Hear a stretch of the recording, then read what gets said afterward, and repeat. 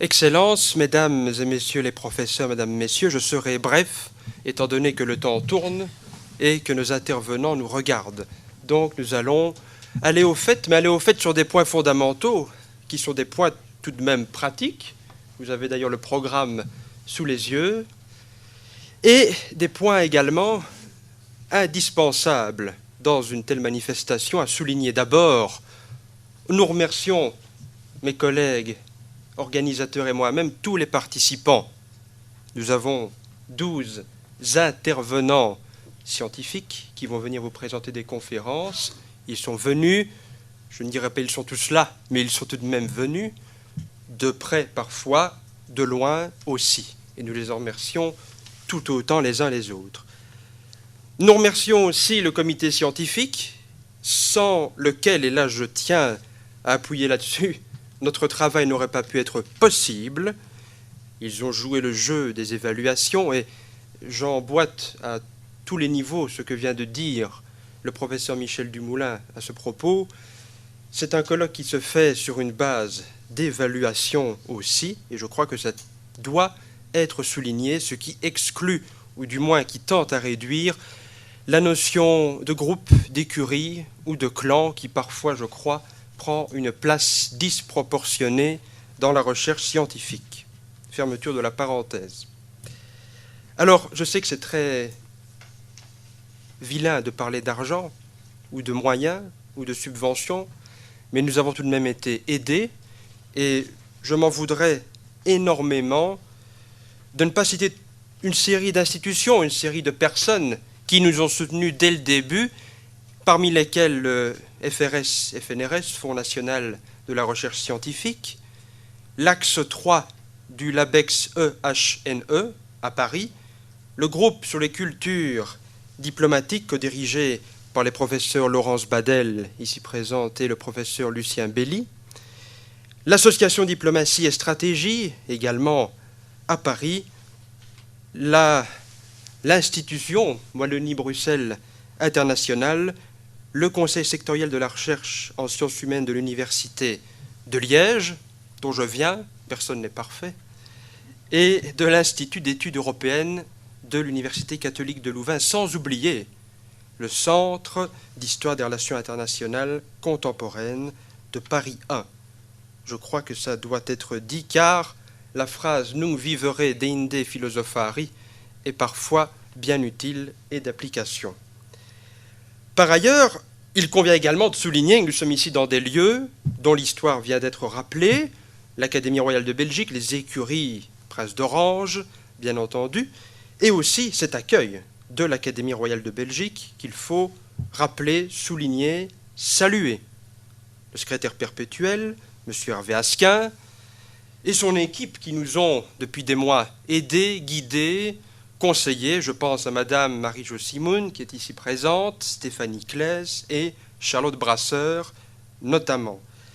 Alors, comme il vient d'être souligné également, notre programme a une grande chance, c'est-à-dire qu'il a 2 titres. Ainsi, vous pourrez choisir celui qui vous conviendra. Et après tout, n'est-ce pas la devise de l'Union européenne qu'il faut être unis dans la diversité? Ainsi, nous le sommes et nous respectons cela.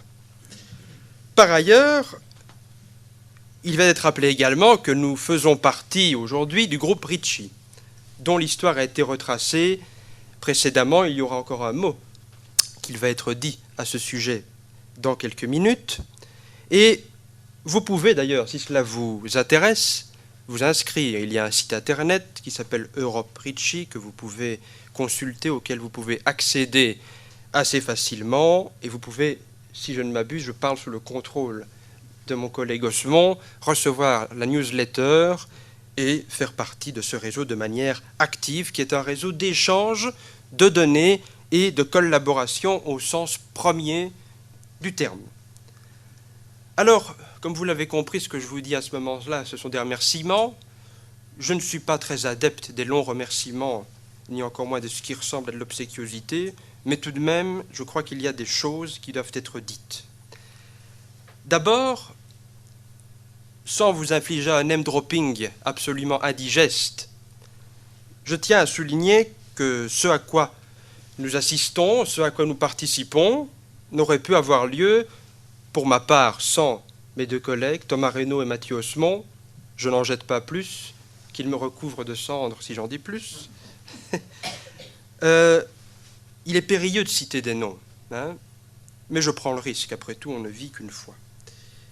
Je tiens à remarquer que nous avons eu et nous avons pu bénéficier dès le début du soutien actif, enthousiaste de Madame la professeure Laurence Badel de Paris, du professeur Maurice Weiss de Sciences Po, également enthousiaste et bienveillant à tout point de vue. Il sera là normalement durant une partie de ce colloque. Le professeur Éric Bussière aussi de Paris a été un des premiers à nous soutenir de manière énergique, efficace et attentive. Et enfin, j'espère qu'il ne m'en voudra pas, je tiens tout de même à faire une touche personnelle pour le professeur Michel Dumoulin, qui vient de vous prononcer un discours inaugural il y a quelques instants, pour le remercier de son soutien, de sa bienveillance également, et lui qui a étudié depuis des années, et parmi les premiers de manière scientifique, les pères de l'Europe, et il est devenu un des pères de sa discipline, et le parrain académique, qui est une expression qu'il a reprise, donc je la reprends sans craindre un coup de crosse. Et quand on parle de père de discipline, eh bien je crois que tous les jeunes chercheurs, et dans Ricci il y en a, il faut également des repères, en un mot ou en deux mots, c'est comme vous le souhaitez. Mais du moins je crois que c'est indispensable, quoi que nous fassions, notamment au début de nos activités. Personne ne se fait tout seul. Et je crois que Ricci en est un bel exemple. Alors, je ne serai pas beaucoup plus long. Je dirais simplement, et ça nous le verrons à travers ces 2 journées, l'histoire des relations internationales se porte-t-elle bien en ce moment? Je crois que la question mérite d'être posée.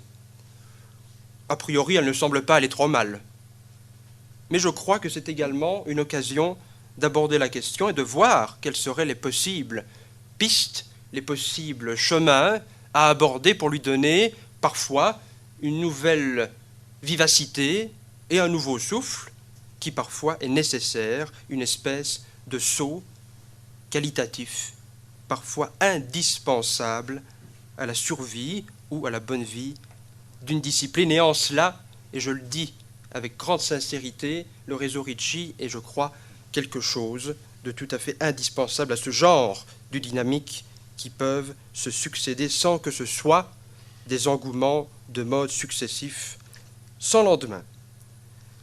C'est également l'occasion, et je n'en dirai pas plus étant donné que cela a été souligné, d'échanger des données entre chercheurs de différents pays. Cela peut paraître très basique, mais combien de fois ne lit-on pas des articles, parfois publiés dans des très bonnes revues, parfois publiés dans des très bons colloques, parfois suite à des évaluations, tout cela est entouré d'un vernis extrêmement sérieux, mais lorsque le vernis se craquelle, on se rend compte, en effet, que toute une littérature est parfois délaissée, une littérature qui n'est pas anglophone ou francophone, par exemple, que toute une série d'archives ont été négligées par une espèce d'évidence, et je crois que cet échange de données, cette collaboration, est un des palliatifs à ce problème, et Ricci en est, je crois, la belle expression.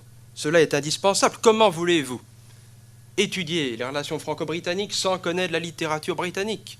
Comment étudier les relations italo-belges sans connaître la littérature italienne?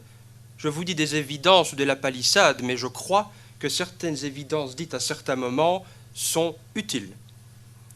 Alors je terminerai, parce que j'en ai déjà dit trop, en parlant de la notion de colloque et en rappelant le nom d'une personne que beaucoup de gens connaissent ici de nom et que certains ont connu in vivo, puisque c'est Jean-Baptiste Durosel. Je crois qu'il y a 25 ans, j'en suis même certain, il avait distingué 3 sortes de colloques. Lui qui était invité, notamment pour l'année 1990, je crois, à plus de colloques qu'il n'y avait de jours dans l'année. Et il avait pressenti également cette inflation de manifestations dans lesquelles il voyait également un effet parfois nocif. Et il avait distingué 3 genres de colloques. Le premier colloque, le premier style de colloque, ce sont à ses yeux, les colloques mondains. On se serre la main, on se présente, et les repas sont plus longs que les conférences.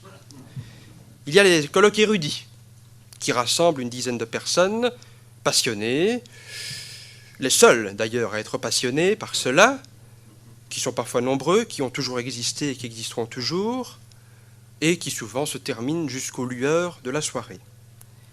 Et puis vous avez les colloques utiles, qui posent des questions, qui remettent en cause les postulats, ou qui les confirment, bien que ce ne soit pas leur but initial, et qui remettent en cause l'historiographie existante, l'historiographie en cours, en interrogeant et en nuançant tout ce qu'il peut y avoir de mode et d'effet de manche dans ce qui paraît de manière régulière. Et, bien évidemment, c'est le souhait de tout organisateur que cette manifestation fasse partie de cette troisième catégorie. Ça, ce sera également à vous que cela reviendra, c'est à vous que cela appartient aussi. Et pour terminer par un mot, le fait que nous ne nous connaissions pas tous parfaitement, le fait que de manière unanime, nous ne nous connaissions pas tous, je crois, est profondément au service de ce qui nous rassemble finalement, de notre passion commune, de notre dénominateur commun, c'est-à-dire la recherche historique. Il n'y a pas d'effet de groupe, d'effet de clan, d'effet d'écurie, pour reprendre un terme déjà utilisé. Et cela, je crois, est favorable à ce qu'on appelle la liberté académique, qui est parfois un petit peu délaissée, mais qui ne demande qu'à être parfois réveillée aussi. Et cette liberté que certains brandissent parfois comme quelque chose d'indiscutable et de manière excessive. Et je crois que dans ce cas-là, la liberté est aussi l'euphémisme d'une certaine solitude, ou d'un certain isolement. Cela est également une chose qu'il faut tenir en compte, et cette attitude excessive me rappelle une phrase de Talleyrand, ce qui est excessif est insignifiant. En cela, il faut pouvoir, je crois, naviguer entre ces deux eaux. Je terminerai en disant que ce colloque est le fruit d'un esprit d'équipe, d'un esprit de symbiose, au sens grec du terme, je crois pouvoir le dire sans mentir, et en espérant que cela va inspirer des échanges, des collaborations entre vous aussi, car je crois que vraiment, sans cet aspect de collaboration, notre métier n'a vraiment aucun intérêt. La barque est désormais à flot, j'en termine, et je vous souhaite un bon travail. Alors, étant donné qu'on est déjà en retard sur le programme, je vais devoir envisager quelques coupes radicales dans mon propos pour pouvoir tenir le temps et puis surtout laisser à Laurence Badel le temps de s'exprimer autant qu'elle le souhaite. J'étais chargé de présenter et de revenir sur notre questionnement scientifique. Je pense que ça va vous intéresser peut-être davantage que je vous dise en quelques mots la genèse du projet, puisque ça explique aussi nos intentions initiales. Donc ce projet, il est né en quelque sorte d'une rencontre lors de l'université d'été Ricci en Normandie à l'été 2010. On avait organisé donc une semaine avec une vingtaine de jeunes chercheurs sur le thème de l'européanisation, une approche historique. Quelques personnes d'ailleurs ici présentes dans la salle étaient là.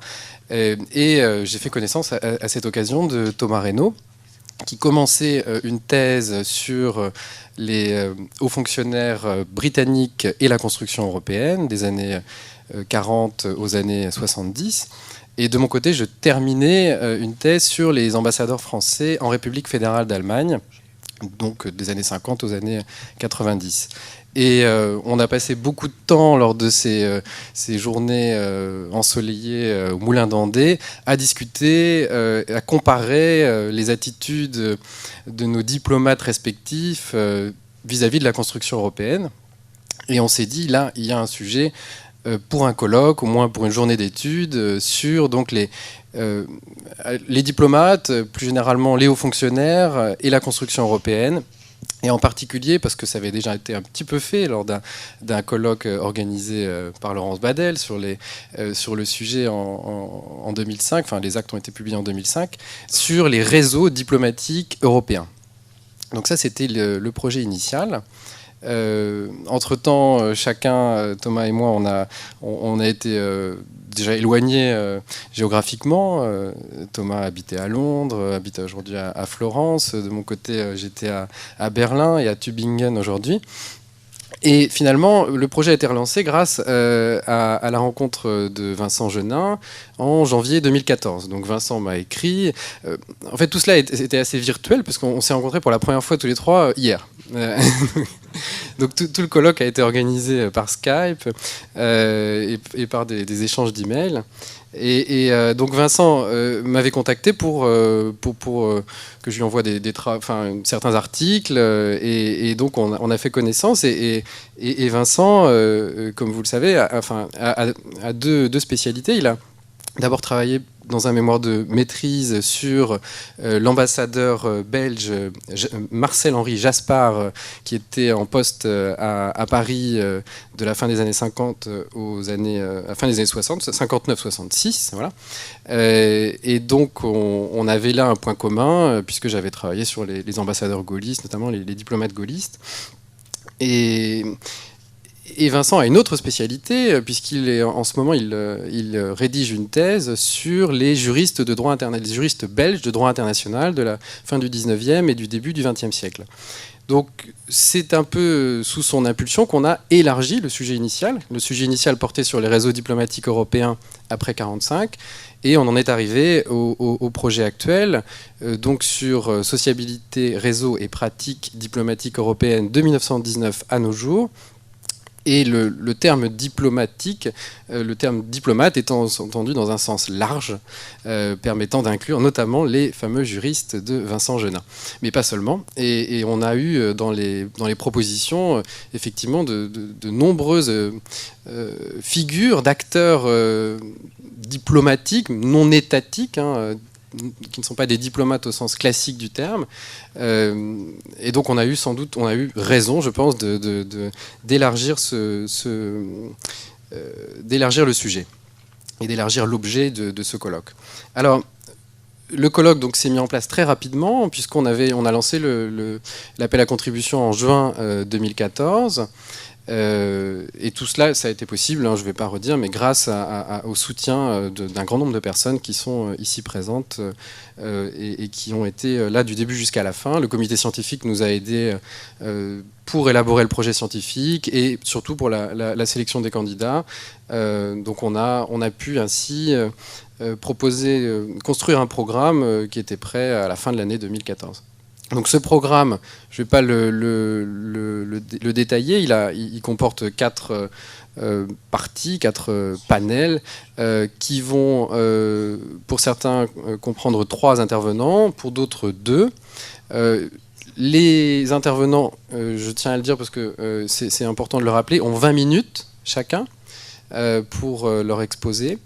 Et on prendra éventuellement 1 ou 2 questions ponctuelles après chaque intervention, mais on se réserve le temps de la discussion après l'ensemble des exposés. Donc ça va débuter après la pause café de 10h15, 10h30. Voilà, je ne vais pas aller beaucoup plus loin là-dessus. Donc voilà, ce n'était pas l'exposé prévu initialement, mais ça va permettre d'enchaîner sur 2 petits, très brefs exposés de mes camarades sur 2 questions qui nous ont paru importantes à la lecture après avoir lu les papiers, à savoir la question de la marge de manœuvre et de la capacité d'influence des acteurs diplomatiques. Vincent va nous dire quelques mots là-dessus, et Thomas va nous dire un mot sur la question des sources, qui nous a paru essentielle. Donc des questionnements qui sont transversaux et qui pourront alimenter la discussion après. Voilà. Merci. Oui, eh bien, quitte à faire un choix parmi les grands axes qui vont, je crois, et j'en suis même certain, être abordés durant ces 2 journées, il y a ce qu'on pourrait appeler la marge de manœuvre de l'agent en politique étrangère, qu'il soit diplomate au sens strict du terme ou non. Cette marge de manœuvre, elle s'inscrit dans une notion que beaucoup, notamment à Paris, connaissent, c'est celle du processus décisionnel, qui est l'objet d'une longue historiographie. Et cette marge de manœuvre s'inscrit dans ce processus. Vous avez des hommes, des institutions, des hiérarchies qui articulent toute une série de décisions prises. Il y a des activités en amont, des activités en aval, et entre cet amont et cet aval, bien, il y a la marge de manœuvre de l'individu, bien entendu, cette espèce de liberté qui lui reste dans la décision. Et l'étude de ce phénomène au fil du temps, je crois, mérite un intérêt. Alors, ce n'est pas nouveau. Ce n'est pas nouveau, mais je crois que ça mérite d'être souligné dans la mesure où vous n'avez pas, par exemple, une synthèse, et je crois que son élaboration serait une gageure incommensurable sur cette marge de manœuvre au sens strict du terme, mais du moins par l'étude de cas, par l'étude de points particuliers, ce qui sera le cas notamment durant ces 2 journées, nous pouvons tenter d'appréhender ce phénomène et ce rôle dans l'articulation de la décision, de la prise de décision, d'une certaine liberté, je ne dirais pas autonome, car elle est souvent conditionnée par des intérêts, mais du moins de cette forme de liberté. Alors, l'agent, cette marge de manœuvre, d'où la tire-t-il? La prend-il par rapport à sa hiérarchie? Sa hiérarchie la lui accorde-t-elle? Ou les circonstances favorisent-elles cette liberté dans la prise de décision? Tout cela, ce sont des points qui, je crois, sont généraux peut-être, mais sous-tendent pas mal de questions qui en appellent bien d'autres. Par exemple, vous avez pour le XIXe siècle de nombreux agents, et je pense à des diplomates belges que j'ai étudiés récemment, qui étaient des sortes d'empereurs en leur royaume, dans leur ambassade. Leur prise de décision se passait parfois de l'accord du roi pour des questions de temps aussi. Les dépêches mettaient beaucoup de temps à parvenir dans les capitales dans lesquelles ces diplomates étaient accrédités. Par conséquent, ils devaient prendre des décisions rapidement. Mais parfois, je crois qu'ils pouvaient abuser de cette situation ou en profiter pour faire avancer, pour mettre en avant un point de vue plus personnel. Par ailleurs, je crois qu'il serait bon, comme l'ont fait d'ailleurs beaucoup d'historiens modernistes, de s'intéresser davantage à la question des instructions ministérielles envoyées aux ambassadeurs et aux diplomates. On a souvent constaté, et notamment en Belgique, que beaucoup de ces instructions manquent parfois à l'appel dans les archives. Ce n'est pas forcément le cas dans tous les pays, mais je crois que quand vous connaissez l'instruction et quand vous connaissez la décision du diplomate, vous pouvez mesurer un peu mieux aussi la liberté qu'il s'octroie par rapport à une instruction. Je ne vais pas vous faire une liste des circonstances qui conditionnent cette marge qui, aux yeux de certains, a diminué avec le temps, notamment après 1919-1920, à la suite de la Première Guerre mondiale. Vous avez de plus en plus d'experts, de plus en plus de juristes qui font leur entrée en politique étrangère, qui rédigent des notes, et c'est parfois savoureux, que certains agents diplomatiques ne comprennent pas, si bien qu'ils demandent qu'on leur explique ce qu'il est écrit, parce qu'eux sont des anciens routiers de la carrière, et les alinéas juridiques un petit peu vétilieux, ça ne leur parle pas. C'est une chose importante, notamment dans les années 20, que l'on constate sur les documents en question. Et bien à cela, est-ce que ça réduit leur marge de manœuvre ou non? Ce temps mis pour comprendre certains dossiers, cette place des experts qui deviennent parfois des intermédiaires de poids. Tout cela, je crois, et au vu des intitulés de communication à venir, ce sont des points qui vont revenir de manière assez certaine. Alors, sans être très long, les historiens peuvent constater cela, cette question de la marge de manœuvre assez facilement, mais ce sont surtout, à mon avis, les politologues qui s'y sont intéressés. Énormément de politologues ont souligné notamment la liberté de parlementaires en cas de vacance du pouvoir, par exemple. Certains historiens aussi, pour de l'histoire plus récente. Mais du moins, il y a un travail énorme à faire dans cette volonté, cette nécessité de combler un vide officiel par une voie officieuse. Et ces réseaux ou ces sociabilités officieuses vont être également l'objet de plusieurs interventions aujourd'hui. J'ai dit que je serais court, donc je le suis. Il y a un texte qui a été écrit il y a 34 ans par un professeur de droit constitutionnel belge de l'université de Liège qui s'appelait François Perrin, qui est mort il y a 2-3 ans, si ma mémoire est bonne. Et ce personnage assez atypique, que certains connaissent sans aucun doute dans la salle, ou l'ont eu comme professeur peut-être, avait, je crois, une belle sensibilité quant à l'évolution de certaines tendances, et je dirais même une sensibilité féminine. Et Perrin avait souligné le fait que les diplomates, que les agents de la politique étrangère avaient perdu de leur marge de manœuvre. Avec le temps, les communications s'accélèrent, donc l'exécutif a la main, et les diplomates se voient parfois dépassés. Les téléx furent quelque chose de considérable pour ces communications et pour cette liberté de l'agent. La communication allait parfois trop vite et le dépassait. Cela concerne directement cette marge de manœuvre. Et l'ouvrage dans lequel Perrin faisait allusion à cela s'appelait « Germes et bois morts », paru en 1981. Et il posait cette question, est-ce que la politique étrangère, non pas va disparaître, mais du moins va disparaître totalement sous ses formes classiques? Et il terminait son exposé par un mot délaissé de manière un petit peu négligente. Certes, restent les contacts personnels entre ces agents de la politique étrangère. Certes, restent les contacts personnels. L'air de dire, tout n'est peut-être pas en passe de disparaître, mais bon, certes, restent les contacts personnels. Mais peut-être aurait-il pu pousser le raisonnement encore plus loin et ne pas poser la question en matière de disparition d'une certaine diplomatie, qui certes a toujours évolué, on parle de new diplomatie, etc. Mais peut-être de vases communicants, et de voir si cette marge de manœuvre, si cette liberté n'a pas pu bouger au fil du temps, passer de certains niveaux à d'autres, et répondre à la fameuse phrase de Lavoisier, rien ne se perd, rien ne se crée, tout se transforme. Je crois que cela mérite d'être souligné, et je crois que ce le sera. Voilà. Bien, il me revient de procéder à la fois à l'envoi, si je puis dire, au sens musical de la conférence et au resserrage d'ores et déjà de notre timing, de manière à laisser au professeur Badel le temps que nous lui avons imparti. Très rapidement, je dis également à titre personnel tout le plaisir que j'ai d'être ici, de retrouver des amis, des collègues, des professeurs universitaires qui m'ont inspiré et que je suis à la fois honoré et ravi de retrouver ici. Merci également à tous les partenaires qui nous ont soutenus dans l'élaboration de ce colloque. Je crains que la première victime de notre gestion du temps sera la pause café. C'est pourquoi je procéderai rapidement sur cette question des sources, qui est simplement une question intuitive.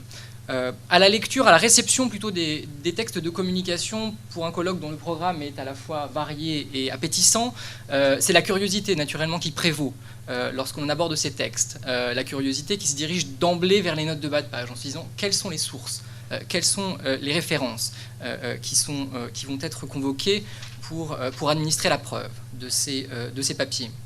De ce point de vue, la curiosité est véritablement attisée, elle est toujours très forte, et j'espère que les débats que nous aurons aujourd'hui vont pouvoir porter précisément sur cette question des sources et sur les différentes références, parfois manquantes, parfois imprécises, parfois curieuses, parfois énigmatiques, que l'ensemble de nos communications nous propose. De ce point de vue, je crois que les questions à la suite de chaque intervention seront propices à ces interrogations-là. Quelques remarques d'ordre général sur cette question-là à la lecture de nos travaux, sans anticiper néanmoins sur les conclusions que nous formulerons demain. Je remarque que la plupart des communications, quand bien même certaines vont jusqu'au milieu des années 80, s'aventurent rarement au-delà de la limite canonique, en tout cas fréquente, de la clôture des 30 ans des archives publiques, notamment des archives gouvernementales et plus particulièrement celles des ministères des Affaires étrangères. Un réflexe relativement normal, si je puis dire, en dépit de la déclassification d'un certain nombre de documents postérieurs à ces limites, sous la forme parfois de ce qu'on appelle des Freedom of Information Requests. En tout cas, cette limite semble avoir été l'une de nos limites, et elle semble signaler le fait que le matériau principal de l'histoire diplomatique telle que nous la pratiquons, telle qu'elle se pratique, cela reste l'archive. Le papier et le papier du MAE, le plus souvent. L'ambassade, le consulat, l'administration centrale. De ce point de vue, les papiers que nous aurons à discuter au cours de ces 2 jours ne provoquent aucune surprise. À partir de ce matériau fondamental, je me suis néanmoins interrogé, en abordant les communications, sur quel allait être l'usage des sources plus variées sous la forme de ce qu'on appelle les autorités partagées, au-delà même de l'archive, vers ce que un certain nombre de communications auraient recours à l'archive orale, auraient recours à l'iconographie, auraient recours à d'autres types de documents. De ce point de vue, ma curiosité a été parfois aiguisée, parfois comblée, parfois déçue. Là aussi, les débats seront l'occasion de préciser ces choses-là, de s'interroger sur les possibilités de sources alternatives à celles de l'archive dans un certain nombre de nos questions. Deuxième type de source après l'archive tel qu'il s'impose dans les papiers que nous aurons à discuter, c'est souvent le mémoire, l'autobiographie, le texte personnel écrit par les acteurs diplomatiques eux-mêmes ou par leurs proches collaborateurs ou par leurs parents, leurs collatéraux.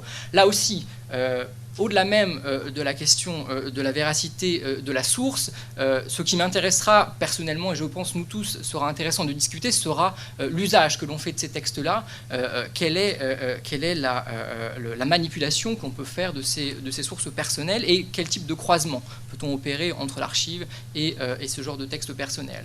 J'ai été aussi surpris, et ce sera mon dernier point, mais peut-être là aussi c'est un biais qui tient à mes propres travaux, par le recours relativement limité à la source orale, source éminemment problématique que je serais assez ravi de pouvoir discuter avec vous sur tout un tas d'aspects, source qui m'a posé des problèmes dans mes travaux, source qui peut-être problèmes qui se sont peut-être posés à certains de nos contributeurs dans leurs travaux, et de ce point de vue, c'est une des troisièmes pistes que je souhaiterais évoquer.